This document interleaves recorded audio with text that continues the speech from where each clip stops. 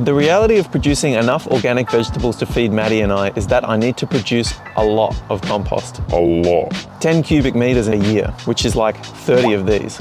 I'm a full-time architect, so there's only so many hours in the week that I can dedicate to making compost. It's taken me a lot of trial and error to come up with a backyard composting system that's high yield, high quality, low effort, and zero cost. So in this episode, I'll be walking you through my composting system and the 6 key elements to consider if you're looking to scale up your own compost production. Watch to the end because I'm going to share the one piece of equipment that has been a game changer for my compost.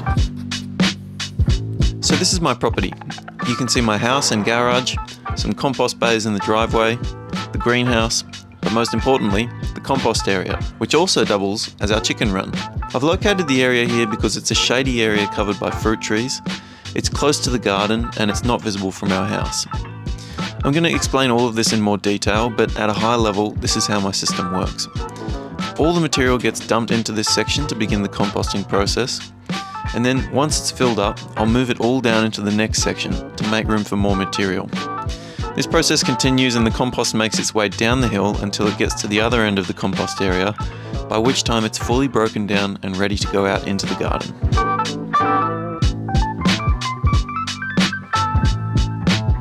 So what materials do I use? Well, much of what I compost comes from the garden and from the kitchen scraps, but those alone are not sufficient to create the amount of compost that my garden needs. So in order to scale up my system, I've found 2 waste streams that I can reliably tap into for free. First one is woody mulch from my local tip, which is a great high carbon material.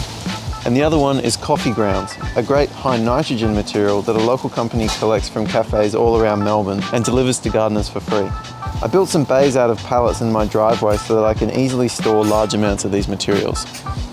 So for you, think about what waste streams you might be able to tap into, whether it's autumn leaves, or whether it's wood chips or sawdust, or even animal manures.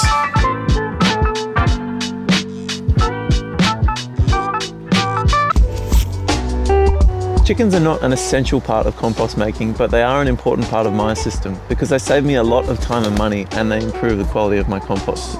As soon as I bring any new material into the compost area, they start scratching and spreading and mix it all around, and that's really good for 3 reasons. First, they're getting the process of decomposition started straight away by increasing the surface area of the material. Second, as they scratch, they also poop, adding their nitrogen-rich manure to the pile. And the third reason is subtle but important. As they scratch, they also spread the material out, and what that does is it allows all the material to get evenly wet when it rains.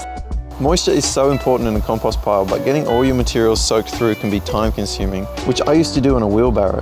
But by making compost in the rainy season, I can skip this step, which saves me a lot of time. Speaking of the rainy season, this video has been bloody challenging to make because of the weather. So they're getting the process of decomposition started. It's so wet. This is so unpleasant. The third reason is subtle but important. So wet. We will make this video at all costs. So if you're enjoying this video so far, I'd love it if you gave it a like and subscribed. It would really help my channel. Okay, back to the video. So this is a bunch of material that I've been building up over the past few weeks. And in it, there's grass clippings, there's woody mulch, there's coffee grounds, there's kitchen scraps. And here I've got their manure from their coop that I'm going to spread on it as well. And I could leave it all spread out and it would break down over time. But what I'm going to do is I'm actually going to build it up into a big pile, and that's going to allow me to introduce the next element in my system, which is heat.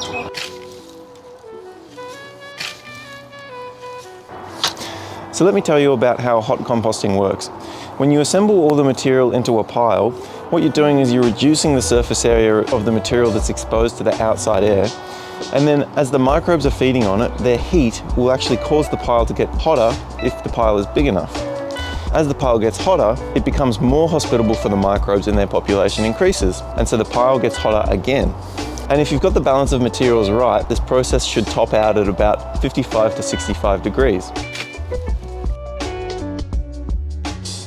This seems to be the agreed optimal range for maximizing decomposition whilst minimizing the amount of nutrients that you lose to off-gassing.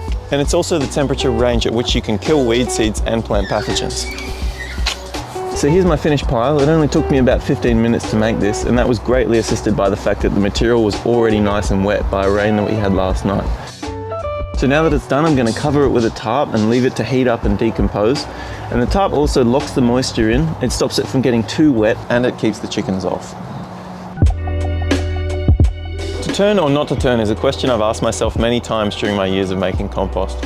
On the one end of the spectrum, you have the lazy gardener's approach, where you just pile it all up and let it break down and wait somewhere between 6 months to a year. And on the other end of the spectrum, you've got the high effort 18-day compost, where you're turning the compost every day or every 2 days. I've tried both and I think both can work, but for my system I've landed closer to the lazy gardener's approach. And here's why. I use woody mulch, which takes a long time to break down and requires fungal activity, and fungi do not like to be disturbed. But if I don't turn the pile at all, then the material on the outside won't break down at the same speed as the material on the inside. For me, what works best is to turn my pile twice, because it's a balance between not disturbing the fungi too much, but also allowing the material to break down evenly. I try to wait 1 to 2 months between turns, and I usually find that it takes 4 to 6 months to have finished compost. This pile here is about a month old, so I'm going to cover it with a tarp and then I'm going to leave it for another 1 to 2 months before I turn it again. So this is a finished pile of compost. It's about 6 months old and it's ready to go out into the garden. But what I'm going to do before I distribute it is I'm going to sift it. So I'm about to show you the fastest way to sift compost, and I can sift about a cubic meter of compost in 20 minutes. Game changer. But let me know if you think you can sift faster.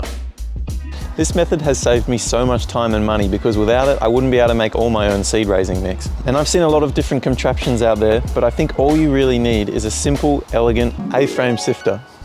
It's just 2 timber frames, which in this case I actually just found on the side of the road, with a bit of steel welded mesh over the top. That's it.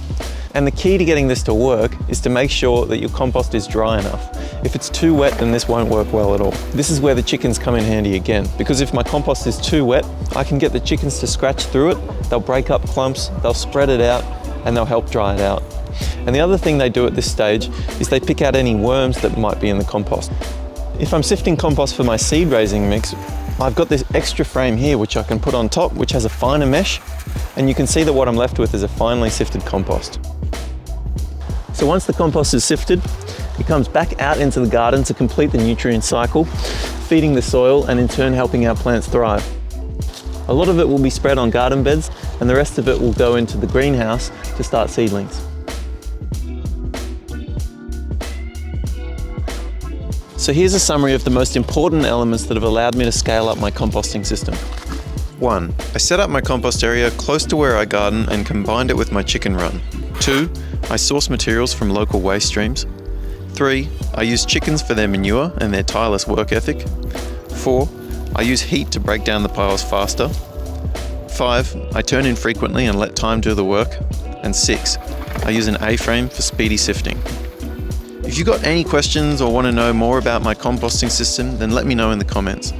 Thanks for watching, and don't forget to subscribe.